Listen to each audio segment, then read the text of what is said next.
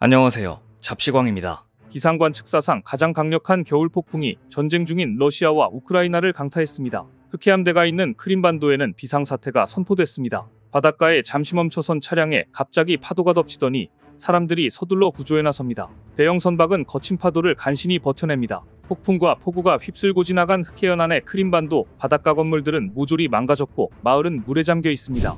크림 지방정부는 비상사태를 선포하고 항만과 도로 등 기반시설 복구를 위해 러시아 연방 차원의 긴급 지원을 요청했습니다.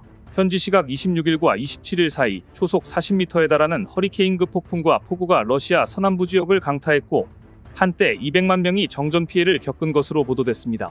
우크라이나에도 폭풍과 폭설이 겹쳐 최소 10개 지역의 전기 공급이 끊기고 각종 시설물이 파손됐는데요. 러시아 남부와 극동 지역에는 이번 주 다시 강력한 폭풍이 예고됐습니다. 우크라이나 러시아 전쟁은 이처럼 전례가 없는 폭풍과 폭우에다가 땅이 진흙밭으로 변해 전진이 불가능해지는 라스푸티차까지 겹쳐 기갑부대의 공세도 보급품 수송도 원활한 포사격도 드론 공격도 모두 다 불편한 계절에 접어들었습니다. 전쟁터에 찾아온 가혹한 겨울은 러시아의 공세에 힘을 잃게 했습니다. 일단 겨울은 군인들의 동상이나 동사로 인한 비전투 손실을 줄여야 합니다. 하지만 우크라이나 러시아 전쟁터 야전 숙소의 모습을 보면 단열도 난방도 기대할 수 없는 열악한 환경입니다. 저런 곳에서 잠을 청해야 합니다. 하지만 저런 건물 속에 있는 병사들은 그나마 상황이 좋은 것입니다. 참호보병의 모습도 보입니다. 저런 끔찍한 환경에서 먹고 자야 합니다. 트렌치캔들의 온기를 느끼는 우크라이나 참호병사의 모습이 안타깝습니다. 겨울 라스푸티차 때문에 참호바닥이 진흙으로 바뀌어 있는 모습입니다. 진흙에 삼켜져 버린 기갑 차량도 보입니다. 우크라이나의 라스푸티차는 진흙의 장벽이라고 생각될 정도로 전진하려는 군대에게는 무시무시한 벽처럼 느껴집니다.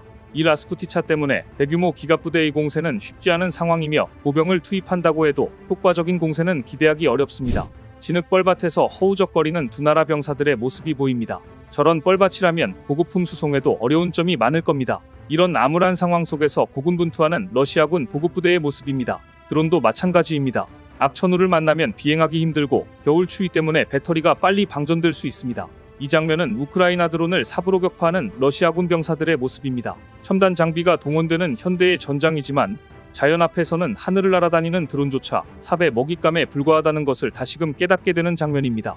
이 영상은 우크라이나군의 겨울방한복 홍보 장면인데요. 이런 강추위 속이라면 보급품이 잘 전달되고 좋은 품질의 보급품을 받는 군대에게 유리할 것이라 생각됩니다. 보급품이 부족한 군대에게는 겨울 추위가 더 뼈아프게 느껴지기 때문입니다. 이렇게 열악한 상황임에도 우크라이나 러시아 전쟁은 중단될 기미를 보이지 않고 있습니다. 러시아는 엄청난 기갑부대를 투입해 아우디우카를 점령하려 했지만 실패하고 뚜렷한 성과 없이 기갑부대의 손실만 늘어나고 있는 상황입니다.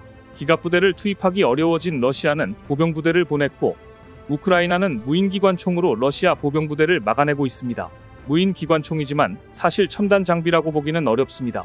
간단한 기계장치를 연결한 장치인데요. 하지만 파괴력은 상당합니다. 이 조악한 무인기관총 한 대가 러시아 보병 수십, 수백을 막아내고 있다는 소식까지 전해지고 있는데요. 궁하면 통한다는 말이 있듯이 러시아의 무지성 보병 돌격을 가장 효과적으로 막아낼 수 있는 장치가 전장에서 만들어지고 있습니다. 그런데 이런 상황에서 러시아의 최악의 사고가 발생했습니다. 탱크와 장갑차 엔진을 만드는 러시아 첼야빈스크 트랙터 공장에서 대폭발이 발생했는데 멀리서도 섬광이 관측될 정도로 거대한 폭발이었습니다. 그래봐야 트랙터 공장의 폭발이 뭐 그리 대수인가라고 생각하실 수도 있지만 이 공장의 실제 용도를 알면 이야기가 달라집니다. 러시아 트랙터 공장은 전차를 생산하고 보수하는 곳입니다. 앞서 말씀드린 바와 같이 러시아는 기갑 전력을 재정비하고 있습니다. 일시에 다시 기갑 전력을 쏟아붓기 위해 잠시 힘을 비축 중인데요. 이곳에서 대폭발이 일어났다는 것은 기갑 생산에 치명적인 일입니다. 또한 이번 폭발의 원인이 밝혀지자 러시아는 그야말로 당혹감을 감추지 못했습니다. 러시아 트랙터 공장 폭발 사건은 우크라이나의 드론 공격이라는 설이 있었는데요. 사고 원인을 조사한 결과 러시아의 노후화된 변압기의 과부하로 인한 화재로 결론이 났습니다. 문제는 러시아 지방 곳곳에 이처럼 처참한 수준의 노후화된 변압기가 너무나도 많다는 겁니다. 차라리 우크라이나의 드론 공격이었으면 일회성이라고 볼 수도 있지만 기본적인 전력 인프라의 심각한 노후는 러시아의 겨울 생산 능력에 상당한 차질을 빚게 만들 수 있습니다. 실제로 최근 러시아에서는 정전이 자주 발생하고 있습니다. 러시아 서남부를 덮친 겨울 폭풍은 러시아 전역에 대규모 정전을 일으켰습니다. 얼마 전 폭풍과 함께 많은 비가 쏟아지면서 러시아 휴양지 소치 등은 도심이 침수되는 등 큰 피해를 입었고 러시아 에너지부가 190만 가구가 전력을 공급받지 못하고 있다고 밝혔을 정도로 심각했습니다. 전쟁은 답보 상태이고 겨울은 깊어지는데 이 와중에 중국까지 석유 증산을 발표하자 석유 수출국 기구 즉 오펙과 러시아의 담합 중인 오펙 플러스가 흔들리면서 러시아의 경제 사정은 점점 악화되고 있습니다. 앞서 러시아와 사우디아라비아는 유가 하락을 막기 위해 감산하는 데 합의했습니다. 하지만 어찌된 일인지 러시아, 사우디를 중심으로 하는 석유 감산 카르텔이 제대로 작동하지 않고 있습니다. 현재 국제유가는 9월 말 이후로 이스라엘과 하마스 이전쟁 등 위기 속에서도 16%나 하락했습니다. 앙골라와 나이지리아 등 산유국들은 유가 하락으로 수입이 줄어들었는데 사우디아라비아가 추가 감산까지 요구하자 강하게 반발하는 것으로 알려졌습니다. 더 이상 감산을 하면 못 버틴다는 것입니다. 이처럼 유가가 하락하는 이유는 비오펙 플러스 국가들이 원유 생산량을 급격히 늘리고 있어서입니다. 가장 대표적인 나라는 중국입니다. 중국은 에너지 안보 차원에서 본격적인 원유 증산 드라이브를 걸었고 엄청난 양을 생산하고 있습니다. 고유가에 의존해야 하는 러시아 입장에서는 상당히 불편한 대목입니다. 러시아에게 있어 세계 유가의 지속적인 하락은 곧 러시아의 전쟁 비용, 즉 돈줄이 마르는 사태를 의미합니다. 러시아 경제는 더욱더 수렁에 빠지게 되고 푸틴이 고민은 깊어질 수밖에 없습니다. 결국 지친 러시아인들이 한국에 단체로 입국해 소매치기를 저지르다가 적발되는 처참한 지경에 이르렀습니다. 한국 지하철에서 소매치기 범죄를 저지른 러시아 국적 3인조가 구속됐는데요. 이들은 역할을 나눠 조직적으로 범죄를 저지른 것으로 드러나 충격을 줬습니다. 이들에게서 압수한 범죄 수익금은 현금 558만 원과 백화점 상품권 154만여 원 등 총 700여만 원과 휴대전화 세대였습니다.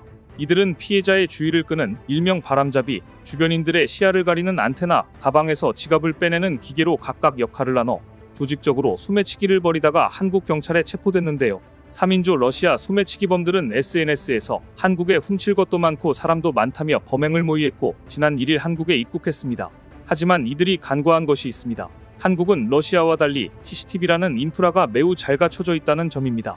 러시아 소매치기범들은 주로 한국 지하철이 매우 혼잡한 출퇴근 시간대를 노렸고 경찰은 지하철에서 지갑을 도난당했다는 신고를 접수한 뒤 CCTV를 통해 이들의 범행 장면을 확인, 잠복과 미행 끝에 4호선 명동역 전동차 안에서 이들을 긴급 체포했습니다.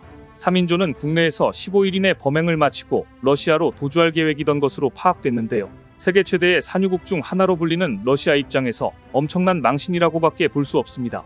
결국 푸틴은 한국에 대한 고압적인 태도를 바꿀 수밖에 없게 되었습니다.